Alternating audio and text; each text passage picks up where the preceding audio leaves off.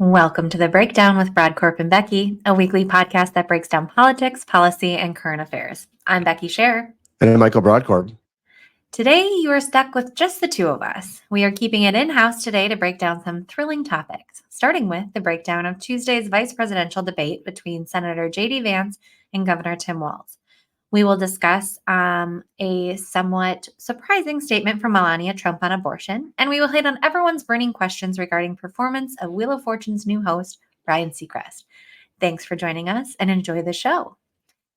So, Michael, yes, Go ahead. go. Go ahead. Well, Go ahead. I just want to say thank you for doing this. Yeah. Sorry, it Hey, wasn't in the script for me to say thank you. I appreciate you jumping in with a thank you. I'll take it anytime. We are just a day and a half, 2 days removed from the vice presidential debate on Tuesday evening. We last spoke, did our preview, very excited for it. I will start by saying it kind of lacked the fireworks, and I'm very okay with it. Were you expecting define Becky fireworks? I was expecting a little bit more poking and prodding and provoking. I was expecting a little bit more of J.D. Vance going off on some distractions. Walz getting a little fired up about being provoked a little bit. I thought that there was going to be, it was really civil. It was, I mean, for the most part, yes, they poked each other a little bit. Yes, they called each other out a little bit.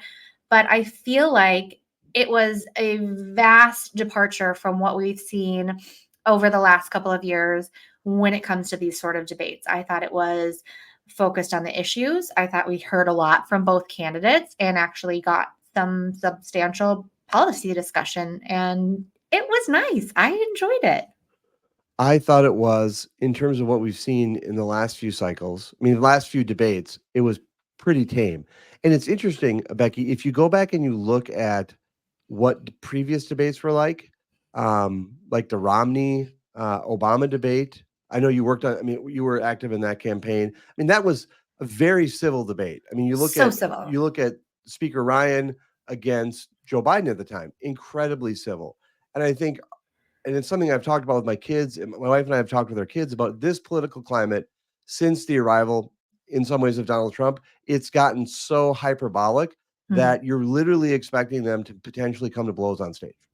100%. And that didn't happen. And when it doesn't happen, and it's more civil and it's discussion, it's kind of boring. And politics should be, in many ways, pretty boring. Right. I'm curious, who do you think? So I'll frame up kind of what my expectation coming. I know we talked about it earlier, but I view the race as I view the race as a flip of a coin. I've been consistently saying to people, it's a flip of a coin between now and election day. But I think on polling, depending on how you look at it, I would give a minor edge to Harris, just a minor edge. And please disagree if you're wrong. So in my mind, that means that Vance has to not just break even, he has to advance the ball. And so my expectation, that would have been my objective, is to don't make matters worse, which is generally what they say about in any debate, but particularly for the VP debate, don't make matters worse and try to advance the ball. And I don't know necessarily that he did that. I'd like to get your take. I would kind of disagree. I think that J.D. Vance went into this trying to prove people a little wrong, that he was not a mistake for a pick for vice president. And I think he was successful in that. We'll come down to one question. I think we both have some issues with his answer or lack thereof.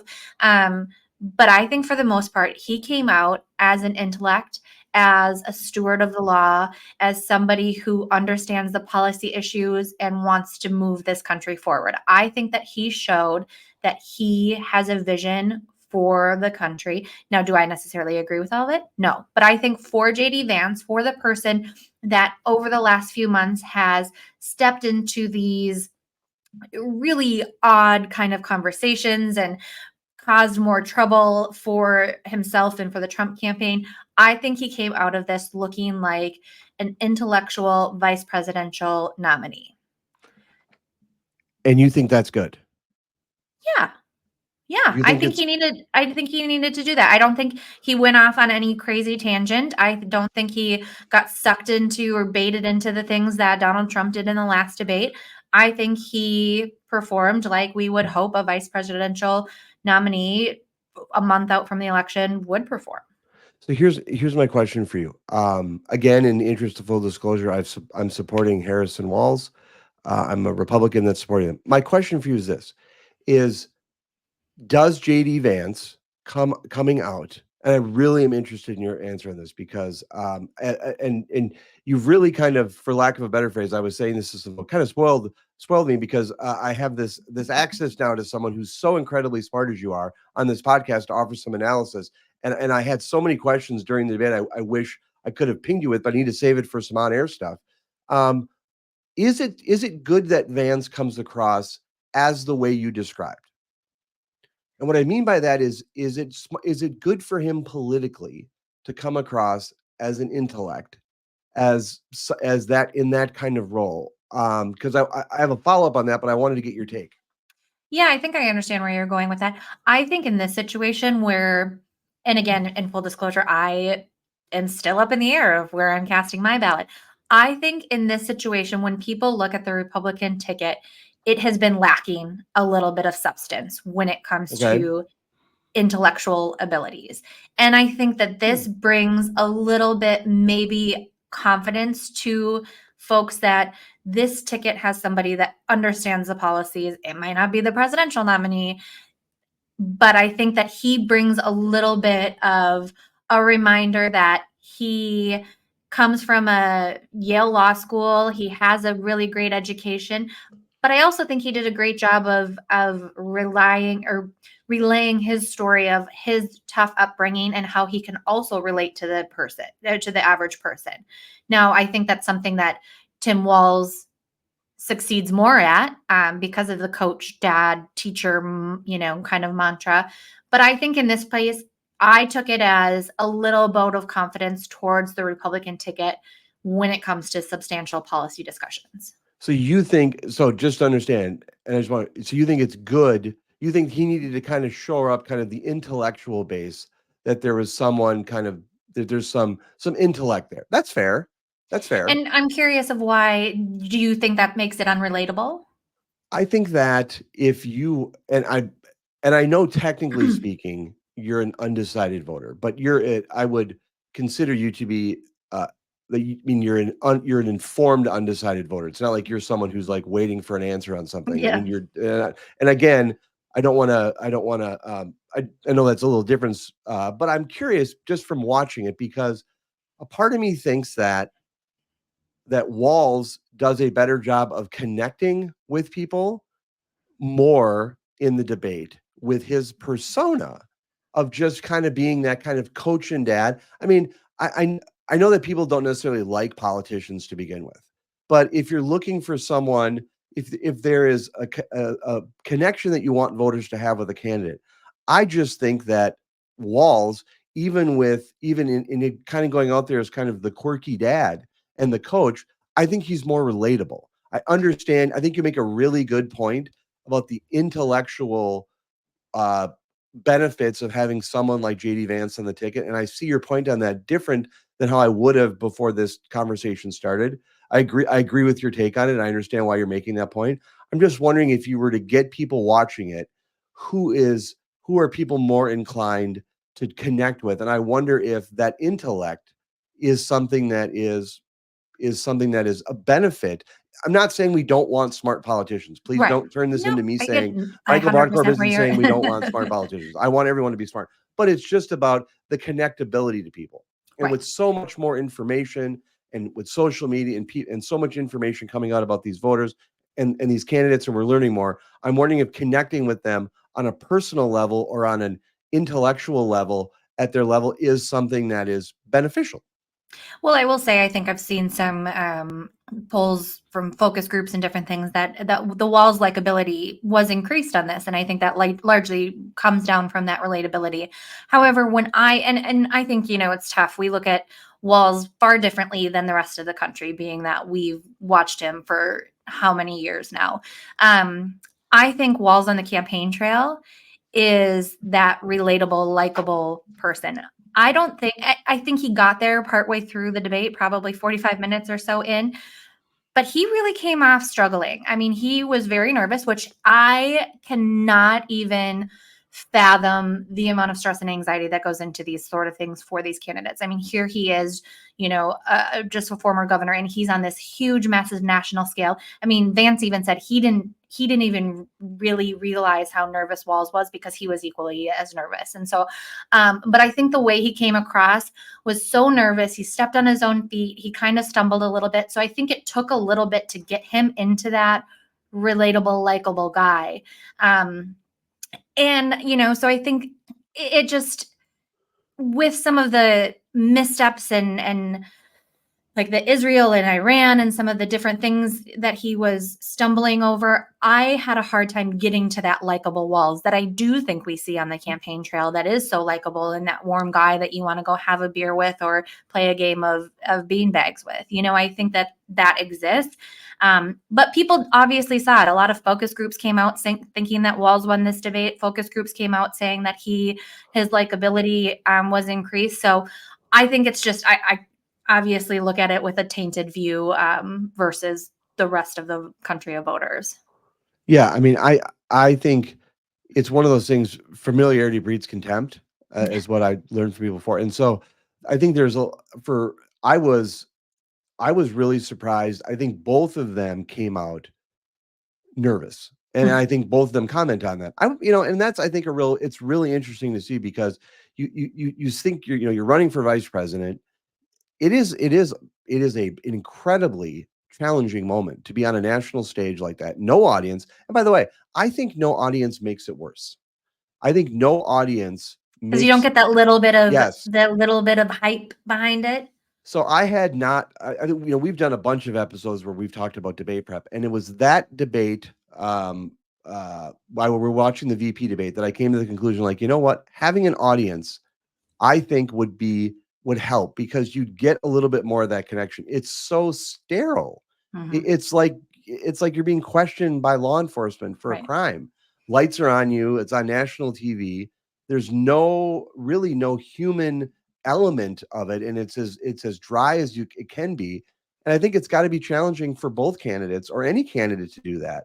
And I'm really curious how, not having, if I was a candidate, let me just say this: when I run for president or vice president, I'm going to make sure that my team has a crowd in the audience, a crowd there, because I think I need to feed off that audience.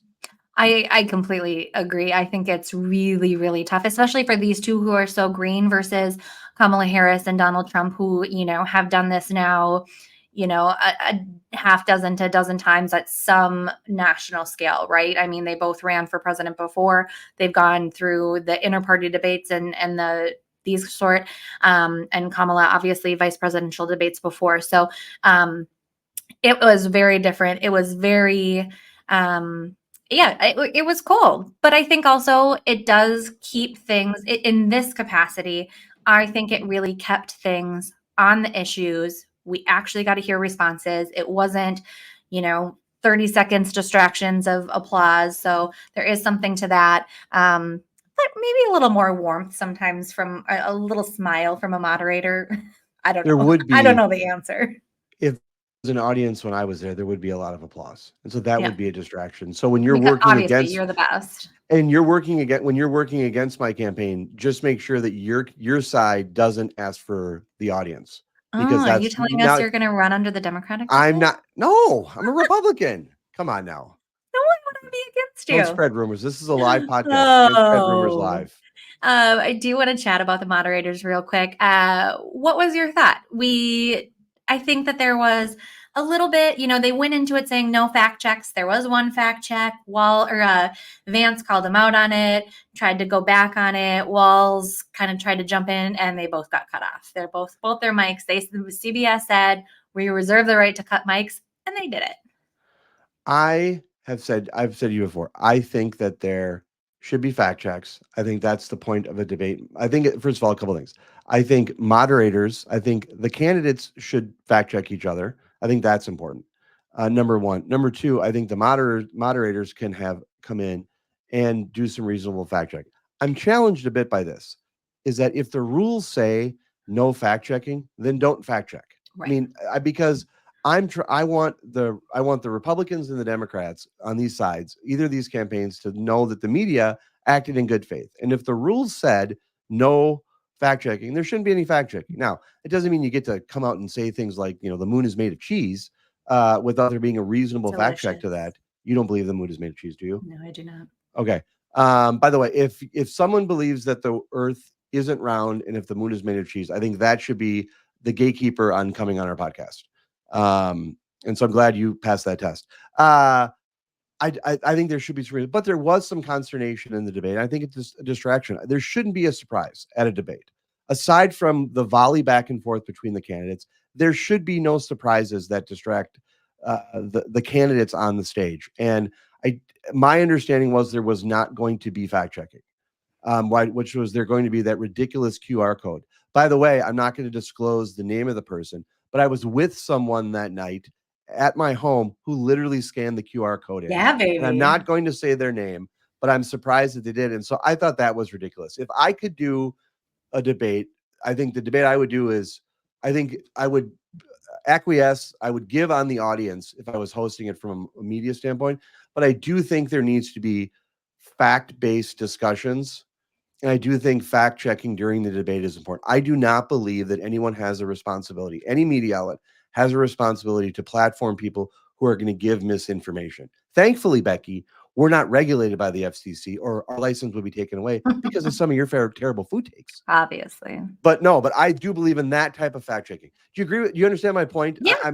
I think that I don't think candidates should come out and be surprised by the rules. Right.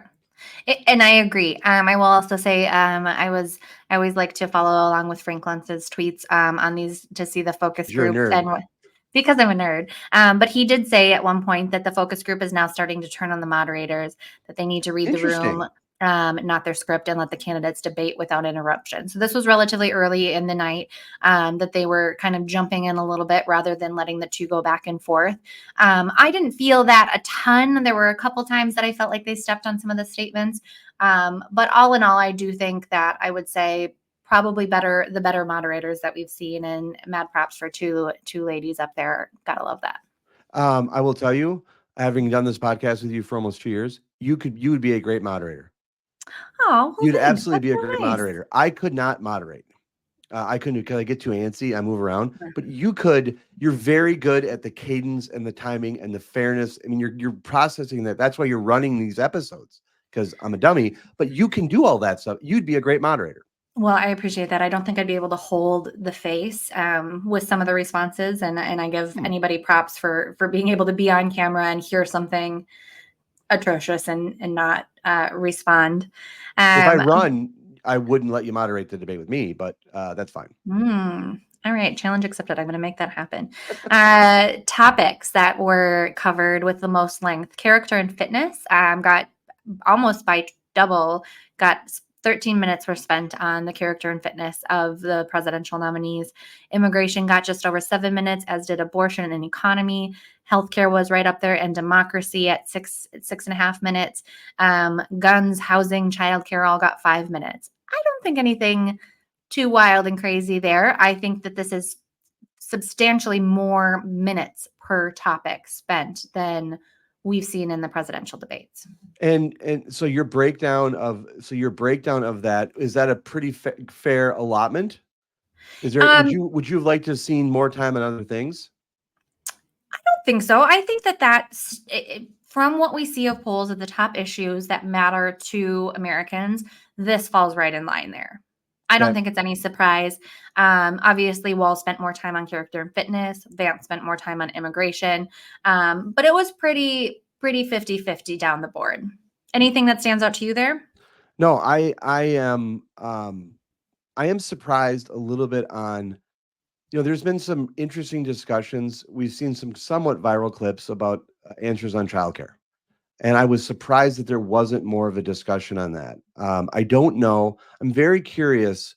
I've done debate prep years and years, but now decades ago of debate prep. But I'm curious how the media outlets break down the topics. I'm wondering, I'd really like to know, and if we ever learn that, is there a discussion on what topic areas are going to be discussed? Because I think it's this debate, again, going to your point about the substance of the debate, I think that this is a pretty, I'm a little surprised on the childcare, but again, it's a debate. You can only do so much planning.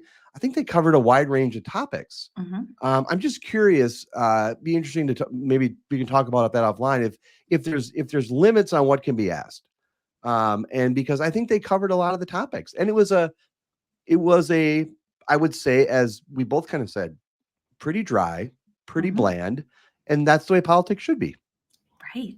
Let's bring some civility back. Let's bring the boring back. Damn Let's it. bring the intellectual back. I like it.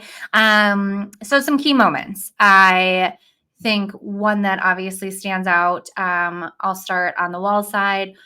Walz and his the discrepancies of the Hong Kong and his timeline of being there during the protests back while he was a teacher and while he spent time there.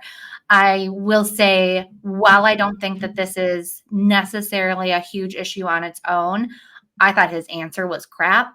And I think that, he went back just to, I'm a teacher, I've been doing this, this is what I do, and didn't really answer it.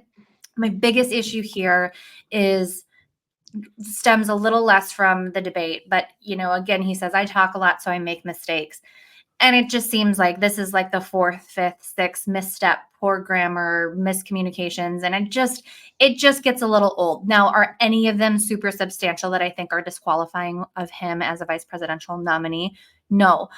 But I think it gets to a point, and it just leaves a little question in my mind of, you don't get that luxury as a sitting vice president. You don't get to go out to reporters and say something that is blatantly untrue and then just come back and be like, well, I misspoke.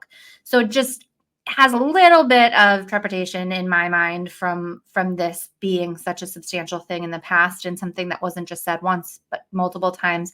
And also, I just am kind of blown away that he wasn't prepared with a better answer, a better way to just address it and move on. I think he tried to move on and then address it, and I don't think it worked for him. Your thoughts?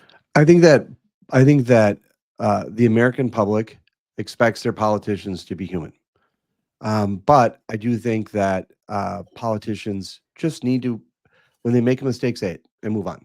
And I think it's a lesson for all politicians to just, if you misspeak, and find a way to cauterize it and move on. I know that he did some cleanup on it yesterday, but I think there was, I think you raised good points.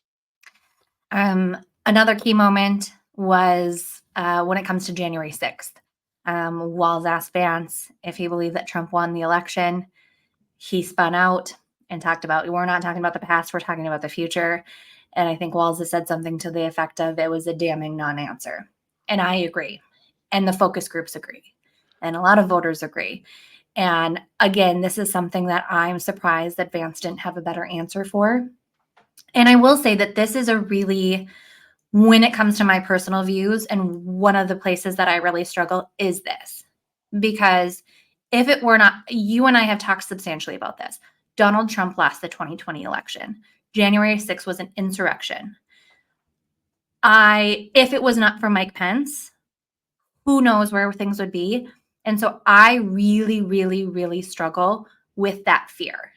And that answer, or lack thereof, from JD Vance hit hard for me, and I think a lot of people, and I think is going to be really troublesome for the Trump Vance ticket. I would agree. And one of the things I would ask you is, one of the things in kind of that do no harm bucket. So if you're prepping the candidates prior to the debate, I think what you're looking for is, you're looking to, first of all, to do no harm. You don't want them to go out and when you have the VPs going out there, it's kind of like they're borrowing the car that someone else built. And so they don't want to, you want to come back in the same shape. So you want the campaign to come back in the same kind of shape. I think the challenge is that I think if you watch that debate, I think a number of people would have thought that JD Vance had the edge in the debate until that moment. And then what happened was, with that answer, he gave, I think, the Harris-Walz campaign a moment by which they can cut an ad and move. They're already doing it. And I haven't seen that. And so if I try to be as fair as I can, and I want to be, but I want to be honest about, again, I'm supporting Harris and Walz. I'm trying to look for, if the debate was so bad for Walz, where's that moment from the debate that you're messaging, not just to social media, but you're messaging broadly in these swing states? And I would say to you, as someone who had Republicans at his house that are supporting Harris, that are and looking at it, that was the moment. And that was, to me, the exact reason why I'm in the position that I'm in, is because I believe that Harris and Walz are going to support the Constitution, the rule of law, and democracy. And if they lose the election, it's not going to lead to an insurrection. And for Vance not to have for JD Vance not to have an answer to that in a clear, crisp way, I think shows a lack of attention to that issue and how seriously it is. There is a reason why I think the number of Republicans have been public to support Harris and Walz. It's because of that issue. Mhm. And they can pretend it doesn't exist, but they may pretend it doesn't exist to their own peril. And I do think that was an opportunity where the dials, I think, very much moved in support of who thought won the debate. And if you're a strategist on both sides, and you're saying to yourself, okay, we had this debate, what's usable from it? What can we do from a comms research perspective from this debate? That answer from JD Vance gave the Harris Walz campaign a clear opportunity to message on an issue that has led to them getting the endorsement of a number of Republicans, including Republicans who worked for Donald Trump. Okay. And it's starting to happen again today. I mean, today in Wisconsin, former Congresswoman Liz Cheney is having an event in Ripon, Wisconsin. For Becky and I know what happened in Ripon, Wisconsin. That's where the Republican Party was founded. And so Liz Cheney and Kamala Harris are having an event in Ripon, Wisconsin today. And that's right in the heart and soul of where the Republican Party started. And so Vance's inability to answer that question in a clean, crisp way, I think, continues to build the message, which is attracting Republicans to Harris and Walz. And I think that, I shared this when we were doing our recap of the presidential debate between Harris and Trump, and said that I was disappointed that Trump was not prepared for the democracy type questions in that topic, and being able to come out with giving people a little bit of faith, because just like we talked about the issues of economy and immigration being top of people's minds and the most important for voters right now, democracy and who is going to protect our democracy is right up there in the top 3. And so the fact that Trump and Vance were either ignored that fact, or just fumbled that fact, or were just woefully unprepared is just malfeasance, right? I don't have the exact answer of what I would hand over to them to say, but you bet your butt that if I was paid to have that answer, we would have it down and we would practice and practice and practice. And it would be the most easily regurgitated answer for both of these candidates to say in the debate stage, and to say any single time they're on a campaign trail, anytime they're in an interview. It should be something that is so easily coming out of their mouth that it becomes believable, whether they believe it or not. But it is very much a concern for voters, for Republicans, for independents. And it, to me, is going to be what loses them the campaign. And so I was really surprised. I get where he was trying to go. I think that Walz's response to it was also perfect, the damning non-answer. And it was truly a key moment for that. Why do you think that they can't answer the question? Because I think they truly believe that Donald Trump won the election. I don't, wow. That's the only reason that I can say that they cannot come out and defend it, is because that's where they have to be. That's a scarier answer than what I thought you were going to say. What I thought you were going to say is because they need it to be true, but you went a step further. And if that's the case, and I believe you. I think that's really scary, because I think it's just a challenge to me, because it's just a challenge, and it's an issue that really, I think, is resonating with people. And do I think it's resonating with 50% of Americans? No. But if you look at what it takes in this type of election, every little bit counts. Mm-hmm. And that answer to that question by JD Vance, at least where I was with the Republicans that I've been talking to, that were at my house, and the conversation I have, that is part of the problem. And I don't think that is something that they can repair. Because the problem is, if they come out and say, yes, I lost the 2020 election. You know what happens? It it takes the oxygen and fuel away from the people that they have all amped up right now who believe that BS lie from the 2020 election. And it's just sad. It's sad that that's where we're at. It is. The other key moment I have is Trump's abortion tweet that during the question and answering portion of the debate about abortion, Trump posted on Truth Social in all caps that he would not support a federal abortion ban. He believes it's up to the states to decide. He fully supports the 3 exceptions of rape, incest, and the life of the mother. As some rapid response that I think answers the question. I don't know why he didn't do that on the debate stage when he was on the debate stage, but I guess we'll take it. Can I also say what else he tweeted out, what he posted on True Social during the Go debate? for it. About Pete Rose. He posted on True Social about Pete Rose. I didn't see that He one. talked about during the debate when his vice president is on the stage, vice presidential nominee, he's posting about Pete Rose being in the Hall of Fame. Now, by the way, it is a subject I would love to talk about on the podcast at some point, maybe after the election, or whether Pete Rose deserves to be in the Hall of Fame. It's a subject I follow. We can bring my husband back for it. He's got lots of thoughts. Oh, does he? Yeah, he plays fantasy baseball. He's oh my gosh, that would baseball. be fantastic. And he's going to have time because the Packers are going to be out of the football season. They're going to be out of the playoffs. So the Brewers. Yeah. And I'm talking football. I know that the Brewers. Okay, I know the Brewers are the Milwaukee baseball team. I'm bringing it back to Packer football. I'm sorry, because your husband is a Packers fan. I don't want this is a live show. Damn it, people are going to think I don't know baseball now. Well, now I'm trying to look. I mean, did the Brewers get kicked out last night though? I don't know. I don't know that answer. But he was tweeting about posting. What are they called on True Social? They're called Truths. I think they're called Truths. Yeah. He was about Pete Rose, which I think is interesting that what is he paying attention to? But again, let's go back to the abortion message. How many times has he had to clarify this and answer this? This is an issue that is still not resonating, which we'll talk about in another subject before we close this one out. Yeah. I mean, I don't know the answer here. I have one more on Vance. Okay. You know what's coming. Oh yeah. What's with the eyes? They're lovely. They're striking. Well, okay. Can we do first of all, before we get into your comment, because I know where you're going on this, we can't talk about Vance's eyes without talking about Walz's debate eyes, which were total deer in a headlight. That was a little shocking to me. Yeah, it was, it's a big event. You're on the national stage. But I'll let you go in Vance. You sent me a meme that included a photo of the Nightman from a wonderful Always Sunny in Philadelphia episode.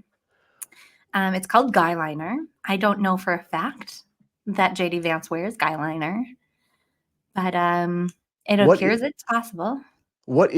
So first of all, explain. I've done a little research, but I'd like to hear, like our listeners that don't know, what is mascara? What is it used? What is it used for? And why would let's in this instance, we're not making any assumptions that he's wearing it, but why would a man or woman wear it? Yes. So I wear mascara that you put on the eyelashes to define them, make them darker. I think I've seen a little bit more about him wearing the eyeliner, which is like a pencil that you draw along the lines of your eyes to make them stand out a little bit more. He has lovely piercing eyes, but they did look a little extra defined. Now, it's not uncommon I've worked for candidates and had my male candidates and had, a little powder, to put on their face to make sure that they're not shiny on stage. I've never had a candidate that I know of or have helped apply mascara or eyeliner. It is interesting. There are some men that do it. I would say largely there's, some metrosexual, some more, there's some men do it. Hey, more props if you want to do it. It would be an interesting choice at a stage of scale of this level to do something and not expect to be called out for it. But it's very possible he just has very dark eyelashes and stunning, very piercing eyes. Piercing, stunning eyes. A couple things. And want to be fair, and interest of full disclosure, I've worn makeup on TV before. I've been on Almanac and other TV stations. They'll give you like some, I think it's pancake number 9. Yeah. So they'll, because I have a lot of real estate up top that can get a little shiny. And it's one of the issues I've had in this podcast space where I'm recording this is a little bit of shiny light. I get the dome. I get the shininess off the dome. I got to tell you, his eyes, I was almost hypnotized a few times looking at him. I mean, he was really, those were some piercing eyes. And I good for him. I mean, I'm not one. Look, it's a free country. Live like you want to live. If you want to wear mascara at a debate, I don't know that he did, but I got to tell you, he's got some stunning eyes. He does have some, Maybe sorry, maybe does we'll got some have stunning eyes. an interview where we get an answer to that at some point in the future. Yes. Next topic. Next topic, we are coming Mm. back to one we just hit on, abortion. This time we are turning to the former First Lady, Melania Trump, on abortion. So, not uncommon for candidates to have a book come out at some point during their campaign for president. I don't think we see a lot of their spouses, the first ladies or first gentlemen, doing that. But Melania Trump has a book that's coming out next week. It's a memoir, so it focuses largely on her story, her upbringing, but there are some policy positions in there. And we got a little snippet. And I'm just going to read it. Okay. It starts out with, it is imperative to guarantee that women have autonomy in deciding their preference of having children based on their own convictions, free from any intervention or pressure from the government. Why should anyone other than a woman herself have the power to determine what she does with her own body? A woman's fundamental right of individual liberty to her own life grants her the authority to terminate her pregnancy if she wishes. Restricting a woman's right to choose whether to terminate an unwanted pregnancy is the same as denying her control over her own body. I have carried this belief with me throughout my entire adult life. That is strongly worded. And I mean, I will just say surprising when we're 5 days, 30 some 2 days out from the Yep. election here.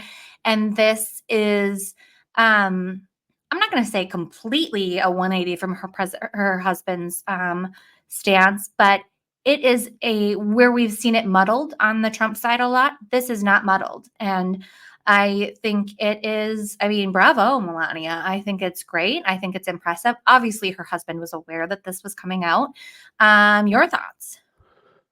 It is, first of all, you articulated very well. It is the most precise statement on abortion from the Trump household. And so kudos to her for piecing that together and articulating.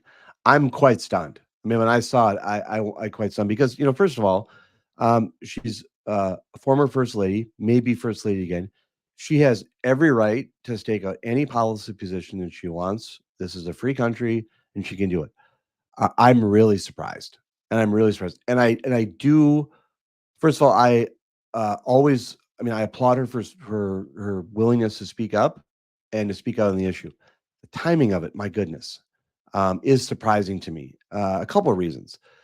She obviously hasn't. This is obviously a position that she's held, as I believe in one of the quotes that you read. This is a belief that she's carried throughout my entire adult life. Well, let me tell you something.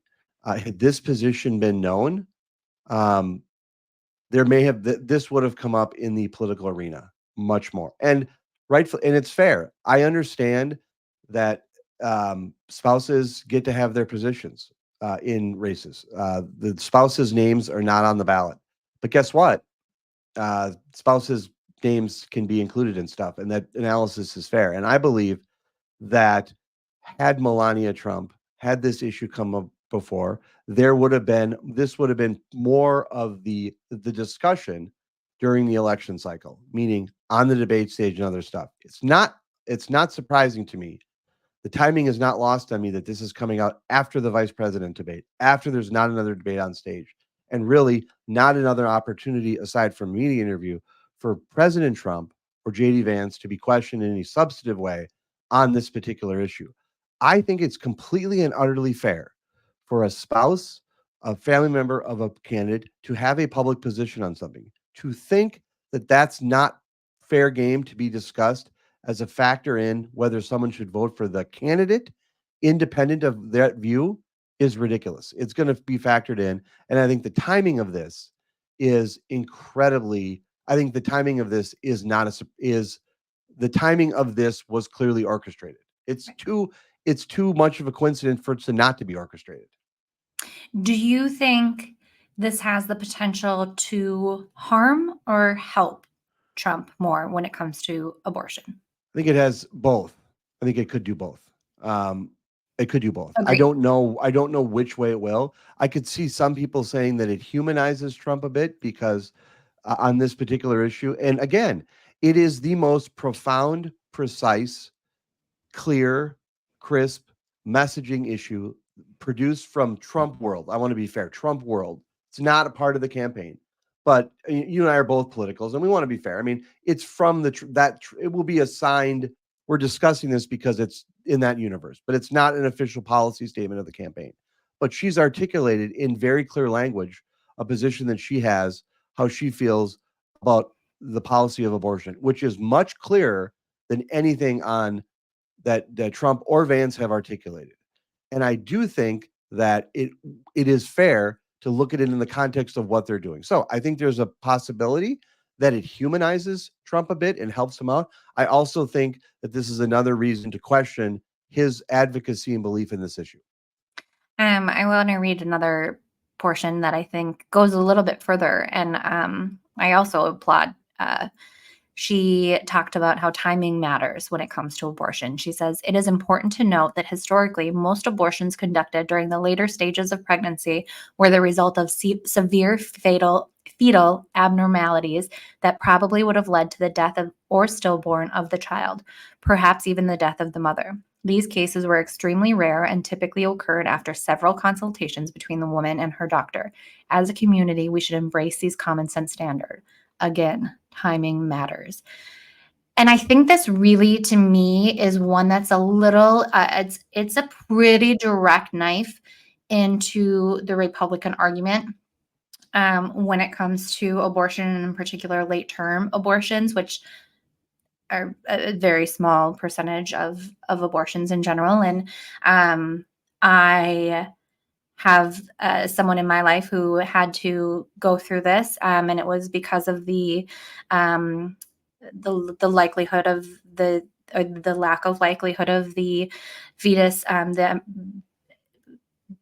being able to live. It was just not going to move forward, and it is, I mean, just a very, very heart-wrenching, heartbreaking decision that a mother or a couple has to make.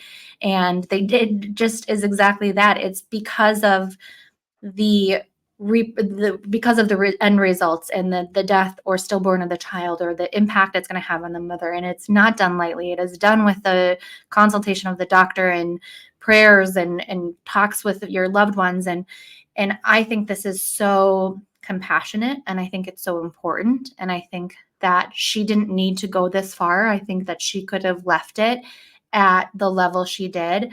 And I think this was really, really important for her. I don't know if it's because of somebody in her life, but I really appreciated this part of it, because I do think that a lot of times Republicans get into this part of thinking that some woman is going in at 22 weeks and just saying, let's just pop her out of there, just willy-nilly. And because of some, inconvenience factor, rather than the health and or lack of viability of their fetus, of their unborn child. And so I applaud her. I think this is probably so incredibly tough.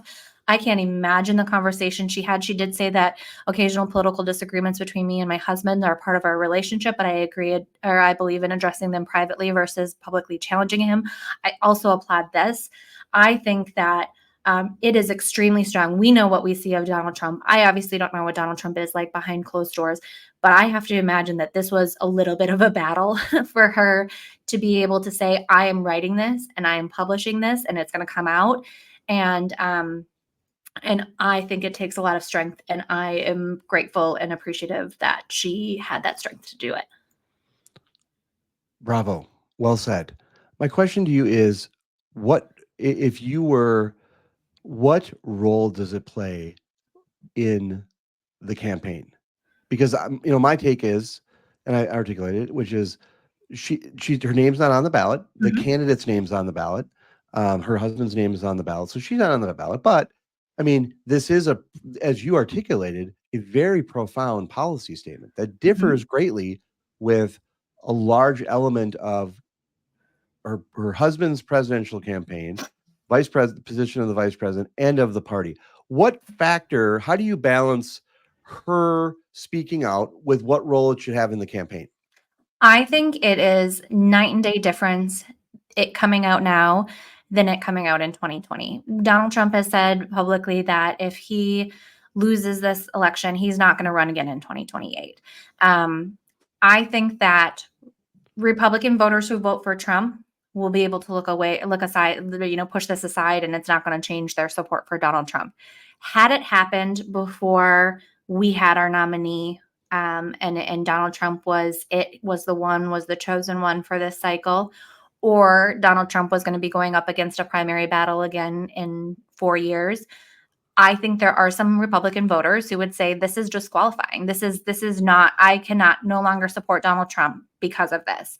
Um, I don't think that's going to be an election or an issue in the general election. I could be wrong, but I think that that is what is so different of this. That if we were still in the primary battle, or Trump, we were still up for discussion if Trump was going to be our nominee, I absolutely believe that this would be in conversations that were coming from voters and delegates in different states of whether Donald Trump should be the nominee. But because that's not the case, I think that I don't know what's disqualifying for Donald Trump at this point. Is it fair? Would it be fair for someone to hold? What would be your position if someone said, "Okay, because the former first lady said this, I'm no longer supporting Trump." Is that fair? How do you think it should factor in to a voter's decision? I mean, I think we both accept the premise that it's fair Mhm. game to factor in. I mean, I would say if I was defending Trump in this matter, I would say, well, look at Trump's record. He has stood on his own on this issue aside from what she has done or said. And obviously, if she has believed this her entire adult life, they've had many conversations over the last 10, 20 years about the topic, her belief and his disagreement on it. Trump's an individual, unique, independent man and is going to do whatever he wants, regardless of what his wife says in the matter.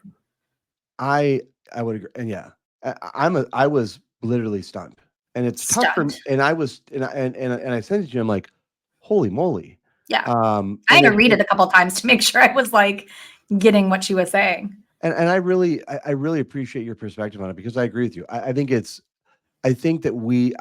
her thought. I think you can disagree with the timing, and people can look at the two partisan lenses, but she's staked out a pretty profound position that I think is going to shape where this discussion goes. And And it was the one, clearly oh, I'm sorry. don't go ahead.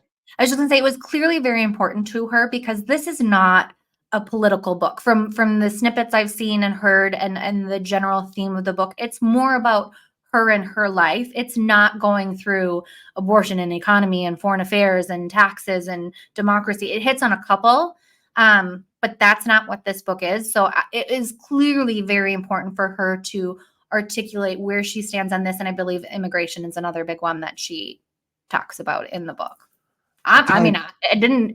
I wouldn't have said yesterday I'm gonna go buy Melania Trump's book, but I might be going and buying Melania Trump's book. Oh, I would absolutely agree with you. I would have said the exact same thing. And now, well, your take on timing. I mean, I think I'm a skeptic in lots of aspects of life. I think that it wouldn't surprise me if the Trump campaign, just as I articulated, see this as more of a benefit than a detriment. I think that they see that there could be some people that say, hmm, maybe he's a little bit more reasonable. He had the tweet Yep. yesterday, the day after his wife comes out with this. Maybe he is going to be a little bit more reasonable on that. Now, do I think that's going to be droves of voters? No. Are there maybe a couple thousand? Maybe. And that could make an impact.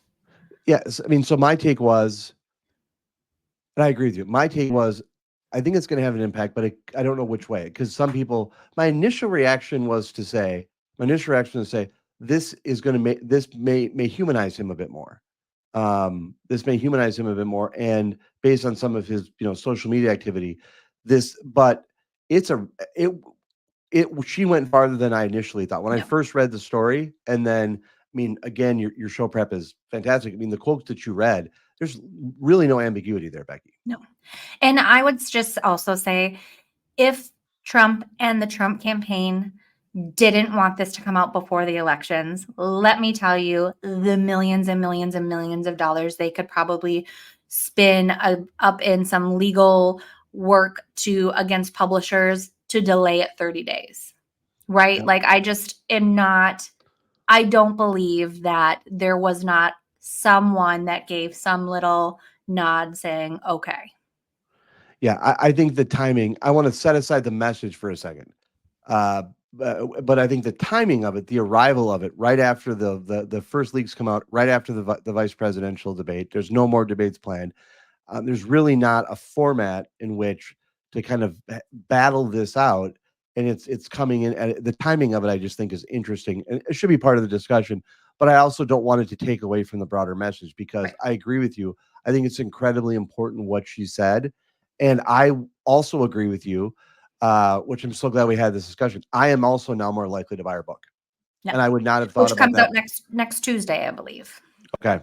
By the way, I saw just something really puzzling about this subject right before we came on the air. CNN is reporting that. Did you see this? CNN is reporting that that there was a request to do a sit down interview with Melania, and the request was CNN be paid $250,000 to do the interview. That CNN pays Melania? The request was that CNN pay Melania $250,000 to the interview. Now, Becky, on that note, what is our current rate we're charging for interviews? $5. We're charging for interviews? No, not at all. No. That's great. If you are interested in being interviewed by the Breakdown with Brodkorb and Becky, please go to bbreakpod.com. I really appreciate it. By the way, I really appreciate the way your thoughtfulness on that subject. I was really interested to discuss with you today. It's one of the reasons, and it came out the timing of it, and I've really appreciated. Glad you sent it along. It was perfect timing. I really appreciate how you've really centered our show on this topic, and I really appreciate your insight. Speaking of something I really want your insight on, yes, take it away. We are going to chat non-politics for a second. Wheel of Fortune. New season is in its, I believe, maybe third week here. As most people know, we had a conversation at the end of last season when Pat Sajak was doing his sign-off, a very heartfelt goodbye from Vanna White. So we're going to chat about the new host, Ryan Seacrest. But before we do, I'm going to make two notes. Vanna White's contract was prolonged or extended. She is going to be on at least through 2026. Pat Sajak is going to be continuing to host Celebrity Wheel of Fortune through 2025, which is also a great watch if you haven't tuned into that. My husband and I, we tape Wheel of Fortune, record, I don't know, on YouTube TV, we record it. We watch it every single night. It is a great thing in our household. My son even likes it, lots of colors and spins and excitement. So we have Ryan Seacrest. I was a little skeptical going in. Ryan Seacrest is very popular. He's very famous. He does all the things. He can be a little energetic at times, which there's a place for that. I just was skeptical of what Wheel of Fortune would turn into with somebody like Ryan Seacrest on it. I gotta say, I've been impressed. He has come in and he's been pretty calm. He has he's not done too much. He has not been a Jimmy Fallon-esque, which love me some Jimmy Fallon, but he's not too rah-rah and jumping up and down. I mean, he's keeping with the tone of the show, and it's been good. Now, do I miss Pat Sajak? Obviously. Do I miss his quick wits and the little remarks and some little funny snide comments that he would make after an answer or a poor guest? Absolutely. I mean, the ability of that man after 40 years of doing it to have these little quick whips was just incredible. And Seacrest isn't quite there yet. but he's doing a decent job, and viewers agree. The season premiere drew in 9.63 million views, biggest audience on a premiere since the season opener in 2015. We'll say 11 million watched Pat Sajak's last show. But the first week of Seacrest averaged over 8 million views, 21% gain over the 2023 season. So people clearly were curious and clearly are sticking around, thinking he's doing a decent job. Have you watched any? I've watched a little bit. I want to just note how this subject came up. I was at dinner, and there was a discussion about Seacrest, and I said, I got to ask Becky about this. And we started talking about it like this. So the show idea came from dinner table. Like, I love it. so it's great. What's is the dynamic changed? I mean, do you and your husband did you go in as skeptics? You're sitting down to watch this. The little one's watching too. Is the little one a skeptic too? If you queried him on it, is he asking the? No, he's not skeptical yet. We got years to get him a little bit more skeptical. But yeah, I definitely. It's just Ryan Seacrest has done everything, right? He took over for Dick Clark. He took over for the Top 40. He's just stepped into this role after role after role, and he's obviously done a really great job. But when we think of Pat Sajak, he is not like brimming with energy, right? Like he's pretty even keeled and just has those snappy remarks and just knows the game and just gets it. And has been, obviously it's because of years and decades of doing it. So that was just truly my first biggest criticism, or thought of what my criticism would be, is that Seacrest would come in and be like, woohoo, and just jumping up and down and being a little too over the top. And that would be too much for you on Wheel of Fortune. Wheel of Fortune I sat down and watched it with my grandparents. It is a very even keel. You can look away and you're not really, it's up for the guests to be the woohooers. They're the ones that bring the excitement. That's not what Vanna does. That's not what Pat does. They're facilitating the game. And let me tell you, I watch pretty much every game show.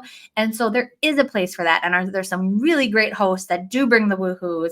Like Keke Palmer on Passwords, all about that woohoo. She gets into it and excited and jazzed.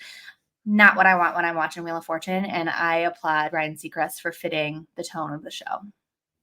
Becky, I have very little thoughts on the matter, as you can tell. Yes, this is fantastic. No, I'm so glad we covered this. And I think we need to cut out more segment. I think we need to take some breaks from doing a lot of politics stuff. And I think we're missing. This is just, you just nailed this. This is great. I can give you my top list of 10 game shows that I watch all the time. Really? What's number 2? I would say probably right now, Whammy, or Press Your Luck. Elizabeth Banks brought it back. We're in season 3 or 4. It is great. It is lovely. Wyatt thinks the Whammies are hilarious. They still come out on screen and take your money and do funny things. That again, the whole principle of the show is the exact same as it was from the 70s. But Elizabeth Banks is so freaking pumped with him, and it's lovely. She's adorable. Fantastic. She's great. We're a big Wheel of Fortune. Jeopardy is probably number 1, then Wheel of Fortune number 2. But with your big recommendation, I think there'll be a little bit more enthusiasm in the Brodkorb household and maybe other households to give Ryan Seacrest a second look. But we'll monitor the situation and we'll report back. Is that fair to say? I love Becky, thank you so much for doing this bonus episode, and appreciate the discussion as always. Absolutely. Anytime. It was a good one. The Breakdown. Thank you for watching this episode of The Breakdown with Brodkorb and Becky. Before you go, show some love for your favorite podcast by leaving us a review on Apple Podcasts or the platform where you watch. The Breakdown with Brodkorb and Becky will be back next week. Thank you so much for joining us. Bye.